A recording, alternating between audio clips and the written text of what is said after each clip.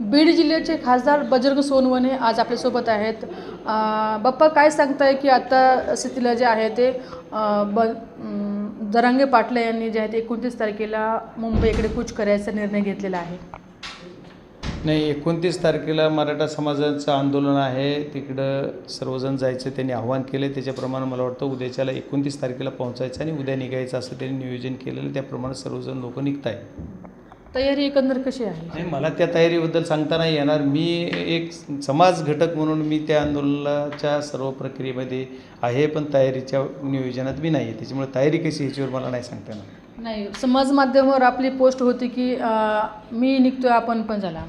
हो, मग मी येणार आहे ना 29 तारखेला. मी सांगितलं, मी 29 तारखेला 100% आझाद मैदानावर सर्वांना भेटणार. मी सर्वांना सांगतो, प्रत्येक चॅनलला सांगतो. त्याच्यामुळे मी निघणारच आहे. माझे जेवढे समर्थक असतील, मला जेवढे माझ्यावर प्रेम करणारे समाज बांधव असतील, त्यांनी सर्वांनी किंवा समाजाच्या पलीकडेही कोणी आंदोलनात आले, सर्व समाजाचे लोक काल परवा ह्याला सुद्धा होते, तसं जर कोणी आले तरी त्यांना सुद्धा सर्वांचं तर मी 29 तारखेला येणार आहे.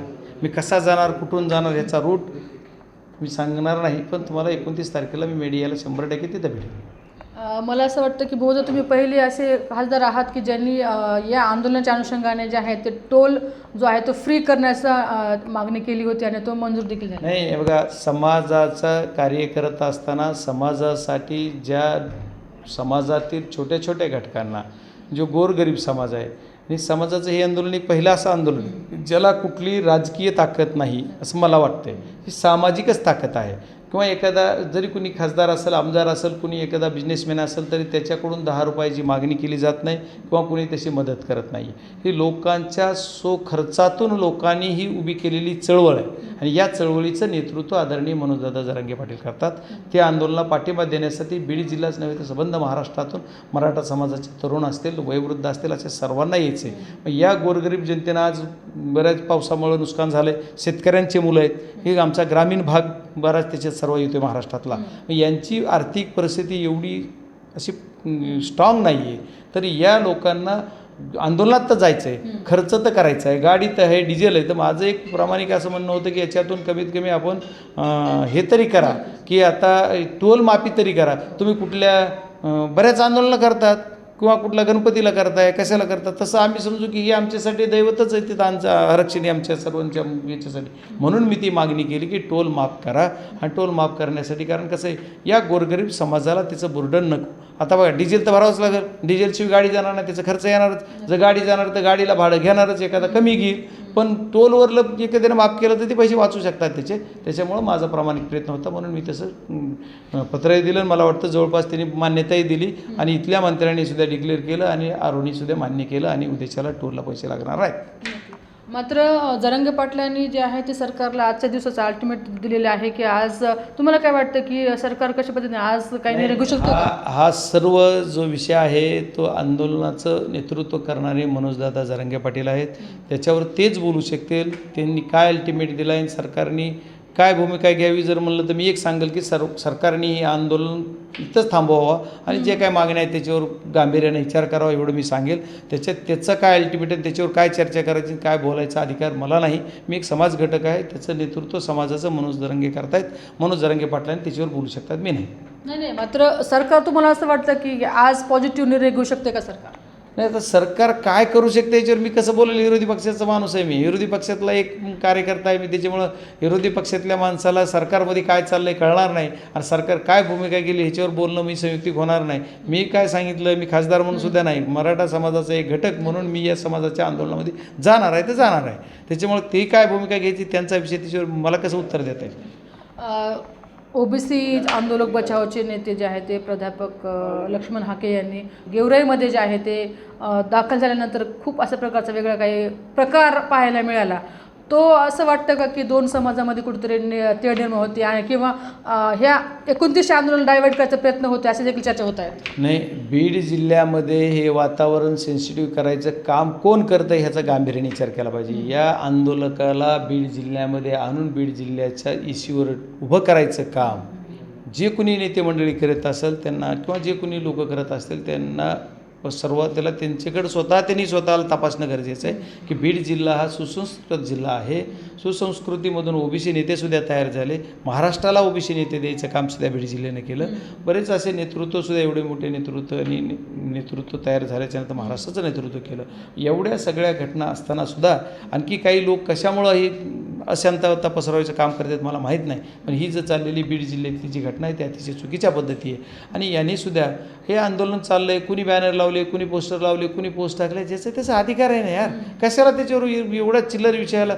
समजा मी आंदोलनात गेलो की मला म्हणते तुम्ही संविधानिक पदावर राजीनामा द्या. बीड जिल्ह्यातल्या जनतेनं मागावा, ज्यांनी मला मतं केलेत किंवा ज्यांचा मी प्रतिनिधी आहे. तुम्ही बीड जिल्ह्यातले पण नाहीत आणि राजीनामा द्यायचा काय कारण आहे त्याचं कारण सांगा. की असं इथून मागच्या कुठले आंदोलन नाही, किती आंदोलन आहे सांगू.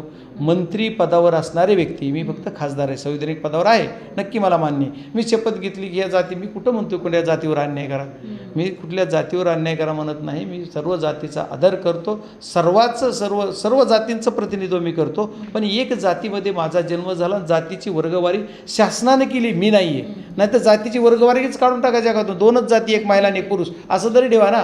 मग तुम्ही जर वर्गवारी करता मग मला तिथं वर्गवारी, तुम्हाला मी मराठा समाजाचा जन्म झाला आहे तर त्या समाजाच्या मागण्या त्याच्यासाठी समाजाचा घटक म्हणून राहिलो पाहिजे ना. समाजाचा घटक म्हणून लोकांना मी जर उद्या नाही राहिलो तर समाजाचे लोक म्हणतील बघा. मग इथून मागच्या कुठल्या आंदोलनामध्ये मंत्री असणारे लोकसुद्धा त्या आंदोलनामध्ये जातात, मंत्री असणारे लोकसुद्धा जाऊन स्टेजवर भाषणं करतात. तर मी ती खासदार आहे, मी भाषण बी करत नाही, मी कुठे चेअरवरही बसत नाही. मग ही माझ्या आंदोलनामध्ये मी कॉमन मॅन म्हणून जनतेमध्ये बसतो आणि जनता म्हणून एक मी तिथं जातो, एक समाजाचा घटक म्हणून जातो. हे मी जाणार, त्याच्यावर मला कोणी काही शहाणपण शिकवायची गरज नाही. आणि मी कुठं राजकारण कसं करायचं हेही मला कळतं आहे. त्याच्यामुळं कुणाच्या म्हणणेनं अगोदर एखाद्याने ग्रामपंचायत सदस्याची निवडणूक लढवून निवडून या, त्याच्यानंतरच्या पुढच्या काळामध्ये माझा राजीनामा माग. बाप्पा, नुकतंच एक 2 दिवसापूर्वी चर्चा झालेल्या आहेत की आपले PA म्हणून जे धसे होते तर त्यांच्यावरती गुन्हा दाखल झालेला आहे. त्याबद्दल आपण काय सांगाल की नेमकं भूमिका का पार्श्वभूमी काय त्याच्या? मला तुमच्या प्रश्नामध्ये तुमची सर्वांची म्हणजे एवढं प्रेम करणारे सर्वजण तुम्ही आहात. विनम्र क्यू येते तुमची की तुम्ही म्हणता तुमचे PA. धनंजय धसे हे जिल्हा परिषदचा कर्मचारी असणारा व्यक्ती आहे आणि तो 97ला एका तत्कालीन उपाध्यक्षाचा PA होता. 2002ला एक जिल्हा परिषदेचे अध्यक्ष होते, त्यांचा PA होता. त्याच्यानंतर त्यांच्या वारसाकडं आली, त्यांचा PA होता. आणि त्याच्यानंतर महाराष्ट्र विधान परिषदेचे विरोधी पक्षनेते झाले 14-15ला. त्याच्यानंतर तो व्यक्ती त्या विरोधी पक्षनेत्यांचा OSD होता. तो शासकीय कर्मचारी आहे. शासकीय कर्मचारी हा माझा PA कसा होऊ शकतो ह्याचं उत्तर मीडियानं शोधलं पाहिजे. शासकीय मी काही मंत्री नाही, मी संविधानिक पदावर आहे, सर्वोच्च पदावर आहे जिल्ह्याच्या नक्की. पण मला PA घेताना आता कोणतरी म्हणलं खाजगी PA. एकाच पत्रकारानं मला तसाच प्रश्न विचारला, अरे खाजगी PA जर गव्हर्नमेंटच्या नोकरीतला खाजगी कसा होईल? आणि जर शासकीय PA असेल तर शासकीय PA ठेवायचा अधिकार शासकीय कर्मचारी मी PA घेऊ शकतो का? तर नाही. मला जेवढं माहीत आहे तेवढं. मग मी माझ्याकडे नाही.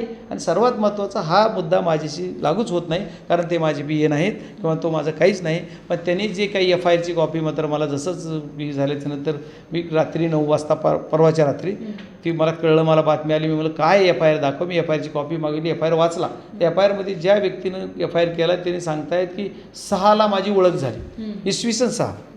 आणि त्याच्यानंतर इसवी सन 6पासून 6-7 वर्ष काय त्यांनी मैत्रीची मजा घेतली.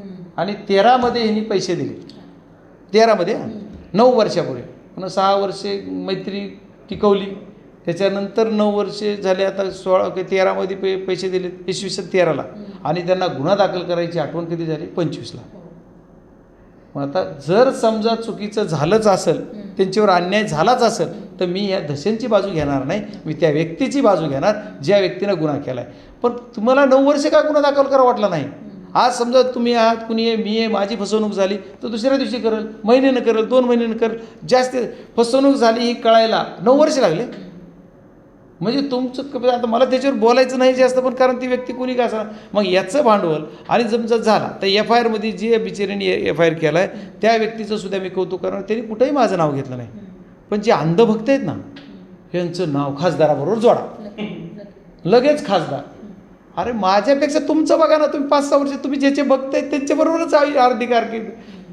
जिल्ह्यात त्यांच्याबरोबर काम केलं, महाराष्ट्रात त्यांच्याबरोबर फिरले, महाराष्ट्राबाहेर देशात त्यांच्याबरोबर फिरलेले फोटो, पुन्हा त्याच्या पुढचं नाही बोल, पुन्हा देशाच्या बाहेर गेलेले आहेत ना.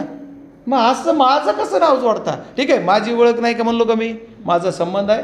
ज्या दिवशी 97ला ती एका उपाध्यक्षाचे PA झाले त्या दिवशी माझी त्यांची ओळख झाली. तेव्हापासून आजपर्यंत त्यांची माझी वैयक्तिक जी काय आहे ती ओळख आहे त्यांची. मी जिल्हा परिषदेचा एक कर्मचारी म्हणून मी त्यांना ओळखतोय. आज ती जिल्हा परिषदेच्या सेवेत आहेत. जिल्हा परिषद त्याचा तपास करावा, नाही तुमच्या कोणी जी कोण म्हणते ती अंधभक्तांनी तपास करावा. मला कसं म्हणता येईल, मला कसं माहीत असेल काय ते. आणि जर समजा त्या ज्या गुन्हा केलेल्या व्यक्तीवर अन्याय झाला असेल खरंच, तर मला जर वाटलं तर खासदार म्हणून बीड जिल्ह्याचं नेतृत्व करत असताना मी त्या व्यक्तीबरोबर राहणार, दशेबरोबर राहणार नाही.